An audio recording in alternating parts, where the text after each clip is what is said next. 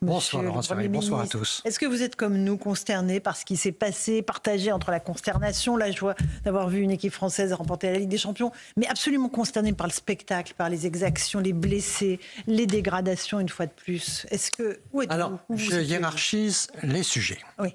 1, compassion vis-à-vis de toutes les personnes qui ont souffert dans cette affaire. Les commerçants, naturellement les familles des gens qui sont décédés. 2 personnes décédées. Les blessés, tous ceux qui ont eu un plaisir empêché, qui étaient venus voir assister à une fête. Donc d'abord, une énorme compassion parce que beaucoup de gens ont souffert de cette situation. Deuxièmement, merveille du match de foot. Oui. J'ai jamais vu un match de foot comme ça. Il y a toujours des hauts, des bas, on a la trouille, et puis il y en a d'autres.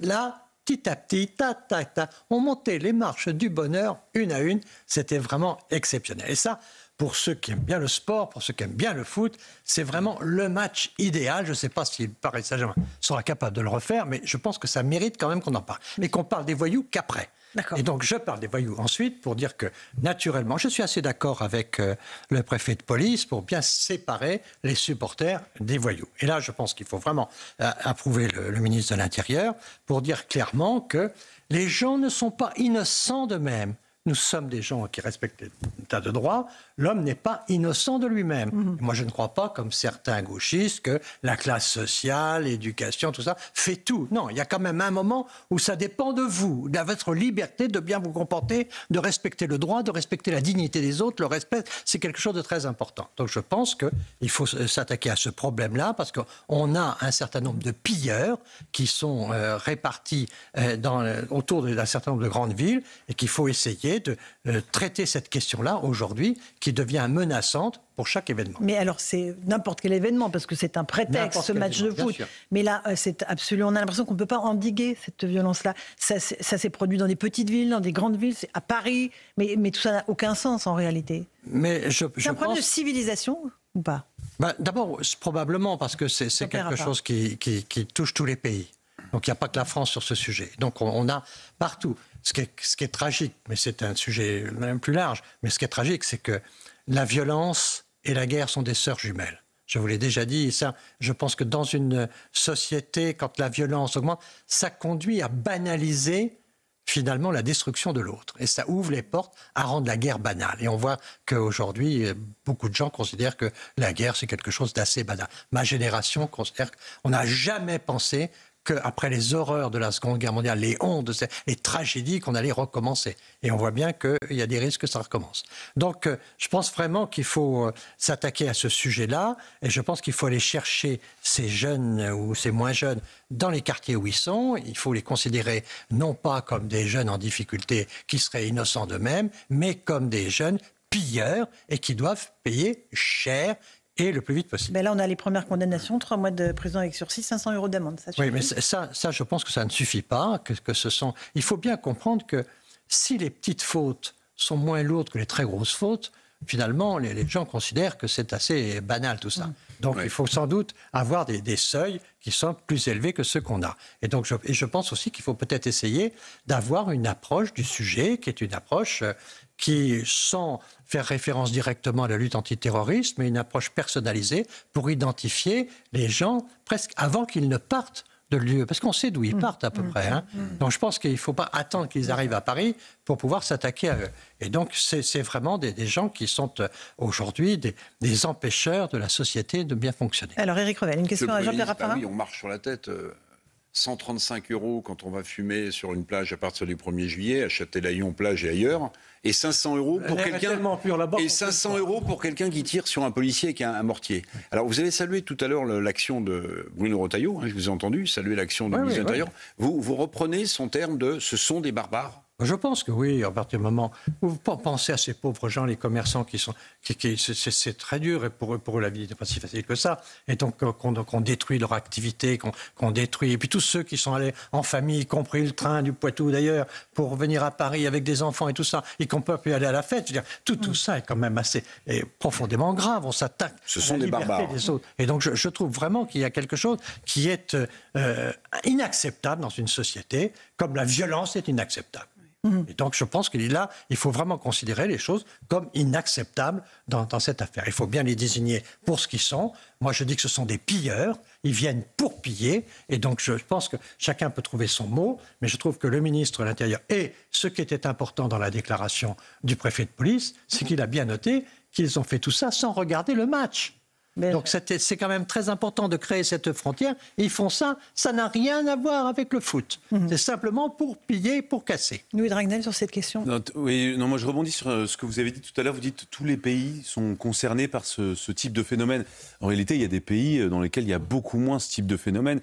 Et il y a plusieurs analyses, plusieurs lectures d'ailleurs de ce qui s'est passé le week-end dernier.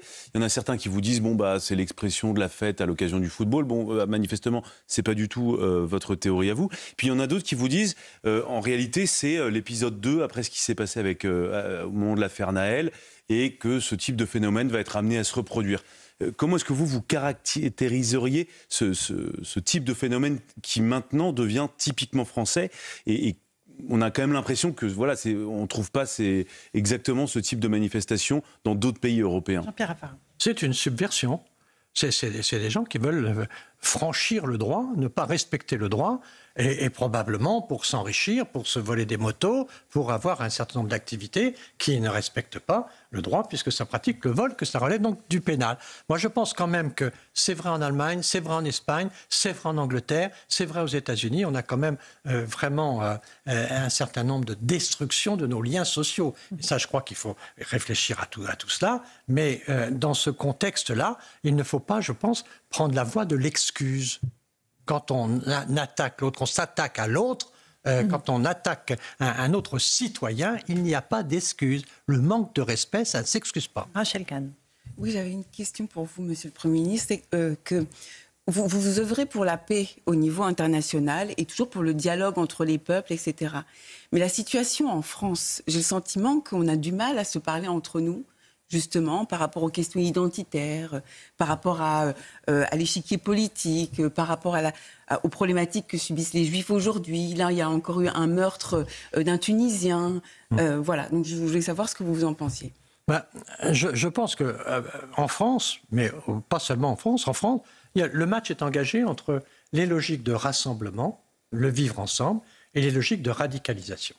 Je crois que ce sont des logiques politiques pour ceux qui agissent tout ça pour l'exploiter politiquement. Et on voit bien que dans tous les commentaires, il y a une exploitation politique de tout ça. Et donc, je crois que ce qui est quand même très important, c'est de bien mesurer que les démocraties sont dans le camp on cherche le rassemblement, c'est-à-dire qu'on cherche quelquefois le compromis, on cherche la négociation, on cherche le dialogue, on cherche les échanges. On essaie quelquefois de discuter avec les marges. Donc ce sont des logiques qui sont plutôt des logiques de rassemblement. Et puis il faut faire dans une démocratie, à un moment ou à un autre, 51% si on veut exercer le pouvoir. Et puis il y a ceux qui se disent, comme le président Trump et quelques autres, que c'est la radicalisation qui compte et que l'essentiel c'est que vous me croyez, y compris si je vous dis que l'eau de Javel va nous guérir du Covid. Peu importe que vous doutiez un peu de tout ça. L'essentiel c'est que vous suivez. Et si vous êtes 15% à me suivre, 15% que je suis capable de vous emmener à l'Assemblée nationale pour qu'on prenne le perchoir, pour qu'on fasse ce qu'ont fait les Américains au Congrès, au fond, avec 15% de la population, avec des mouvements qui sont des mouvements de masse, on voit bien qu'en France, on a ces logiques-là de radicalisation. Au fond, à ce moment-là, on voit bien qu'il n'y a plus de bon sens, il n'y a plus de recherche de solutions, il n'y a plus d'ouverture et on est dans la brutalité. Je crois que c'est extrêmement dangereux. Mais donc, toute notre difficulté, je termine juste après, toute notre difficulté, c'est comment avoir de la fermeté et du dialogue. Monsieur le Premier ministre, est-ce que vous comprenez l'exaspération des Français ? Bien sûr. Parce que ça fait des décennies qu'ils vivent ces situations de violence, que personne n'arrive à gérer, droite-gauche confondue, que la justice n'arrive pas à sévir, que les parcours de délinquance ne sont pas stoppés. Il y a une exaspération. Vous parlez de radicalité. L'exaspération du Français, elle est maximum aujourd'hui. Elle est très très forte. Mais il faut aussi qu'on parle aussi quelquefois un peu d'autre chose que ça. Il faut aussi voir cette déclaration du jeune Désiré Doué qui appelle à ce qu'on puisse se faire libérer sa joie dans la paix. Il faut voir aussi, il y a un certain nombre de gens qui s'engagent. C'est vrai que les gens sont exaspérés, c'est vrai que c'est insupportable. Je vous le dis, c'est quelque chose d'intolérable. Mais vous avez bien compris, je ne parle pas que de ça. Je parle de l'état général de la société. Aller chercher des alliés. Et je trouve que globalement, dans cette affaire, les joueurs de foot ont plutôt été des alliés de la paix. Et vous comprenez quand même qu'il y a des gens qui ne peuvent plus en réalité adhérer à cette idée selon laquelle il faut se réjouir et tout, parce que tout est entaché, et ils se disent on pourra se réjouir à nouveau, on pourra à nouveau retrouver cette forme de liberté le jour où on se sentira tout simplement en sécurité et que ce problème dont les gens ne peuvent plus sera réglé. Je pense que d'abord, on ne peut pas mettre... J'ai vu qu'il y a eu des attaques contre Retailleau. Il est là depuis quelques mois. Ce n'est pas en quelques mois qu'on règle des problèmes de cette nature. Bien sûr, déjà depuis longtemps. Donc il faut qu'il nous propose des solutions, qu'il ait une stratégie sur ces groupes-là, comme il a une stratégie sur les narcotrafiquants, comme il a une stratégie sur les terroristes. Il faut avoir une stratégie sur les pilleurs. Donc je pense que là, il faut élever cette question-là à une vraie stratégie de sécurité. Ça, je pense que c'est très important. Et c'est urgent. Et c'est urgent. Et je pense aussi que dans ce contexte-là, l'exaspération est tout à fait compréhensible, mais la violence ne conduit nulle part. Répondre à la brutalité par de la brutalité, répondre globalement à l'escalade. Les gens veulent de l'autorité. Voilà. Ils veulent pas de la... Personne ne veut de la haine, personne ne veut de la vengeance. Ce que les Français ne supportent plus, c'est de voir des voitures de police reculer. Ils veulent simplement voir des voitures de police qui avancent et voir des délinquants qui ont peur de la police. Mais c'est simplement de la force. Il ne suffit pas de faire les constats. Mais bien sûr, mais je sais bien. Donc, c'est pour ça que je vous pose la question. Moi, je suis capable de faire le constat aussi et de faire pleurer la France entière sur les situations. À ce moment, il y a un moment, il faut trouver des solutions. Les solutions, elles sont dans le droit. Un droit qui est plus fort que le reste. Quelquefois même, qui doit être plus fort que la politique, qu'on doit respecter, y compris que le politique doit respecter. Et le droit, c'est ça, une bonne démocratie libérale. C'est une démocratie qui a construit un droit.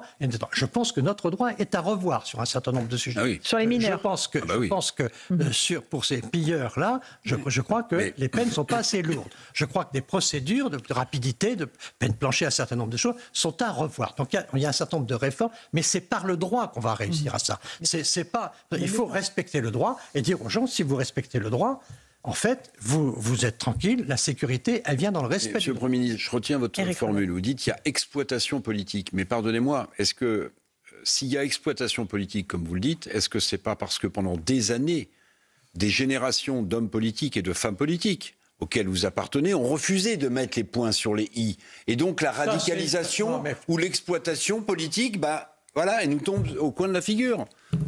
Je ne vous suis pas sur ce sujet. J'imagine. C'est toujours assez facile de dire les... Non, mais je vous pose la question. C'est vous qui avez dit exploitation politique. Exploitation politique. Quand quelqu'un attaque Retailleau à la fin de la première mi-temps, je vois bien que cette personne-là, elle fait de la politique politicienne. Un député et les filles. Bon, et donc... Je vois bien qu'il y a quand même cette exploitation.